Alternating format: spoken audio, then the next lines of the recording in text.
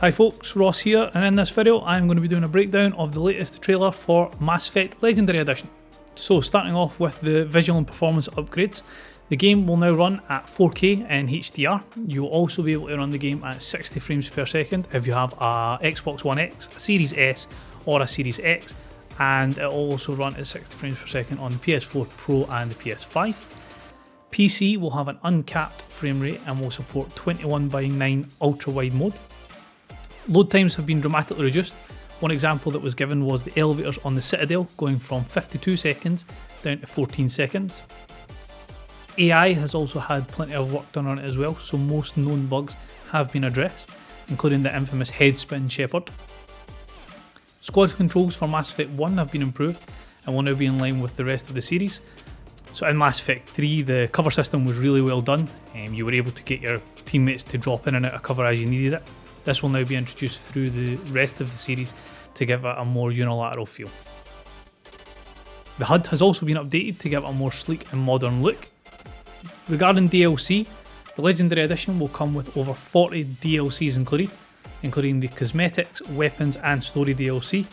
The only one that didn't make it was Pinnacle Station, which was a story DLC from Mass Effect 1. This won't be coming to Legendary Edition as there was a corrupted data issue that BioWare had in the original PlayStation version which they were unable to resolve. One other feature that won't be making a return is the popular multiplayer mode.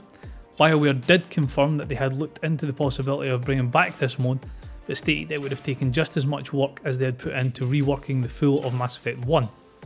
Due to this, the devs have taken the action to rebalance the campaign to ensure that players reach the full galactic readiness to achieve the best ending.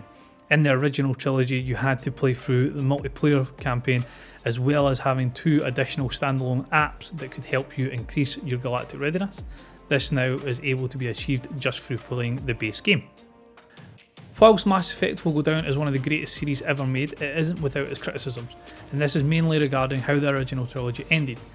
During the original trilogy, it almost felt like your choices throughout the 3 games were ignored when it came to the final decision. BioWare then released this with the extended cut. I am pleased to announce that the extended cut will be the standard finish for the Legendary Edition, as BioWare have confirmed that the extended cut is now the canon version. A couple other points regarding the game is the FemShep character has now been fixed throughout all 3 games. The canon version of this character wasn't introduced till Mass Effect 3 in the originals, but this has now been changed back for 1 and 2. There's also more customization options for players who would prefer to make their own version instead of the base models of Commander Shepard. Things like additional hair types, colours and skin tone have all been included. BioWare has also confirmed that players might be able to transfer over their original characters from the original trilogy. While this hasn't been confirmed as finalised for the game, it is a work in progress, so hopefully this will be included at the final cut. And possibly the best news for most players is that Mako controls in Mass Effect 1 have been reworked and have made them much more manageable to use. This will bring them in line with other vehicles that you are able to control later in the series. So there we have it, guys. This is the information we've now been given for the Legendary Edition. Hopefully we'll get some more before the release, but as it stands just now, what we've already been told, I am already super excited for this game. Mass Effect is my favourite game in trilogy as it is just now. This edition is just going to make it so much more nicer. The release date for the game is the 14th of May and it is going to be priced at $59.99, or just double checking on the actual store page, if you are a member for EA Play, the game will be $53.99. This translates over to the American market as well. $59.99 in dollars, $53.99 regarding the EA Play side of things as well. Personally, favourite moment in the gaming series was probably one of the more heartbreaking ones as well. It's the part with Garrus and Shepard on the Citadel before the last mission.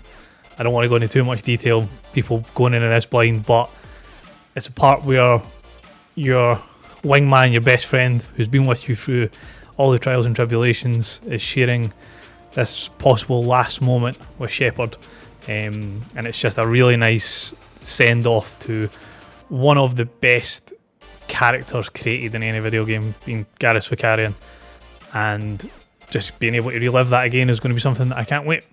But enough about me, what about you guys? Feel free to share your favourite Mass Effect moments down in the comments below, or what you're most looking forward to for the up and coming Legendary Edition.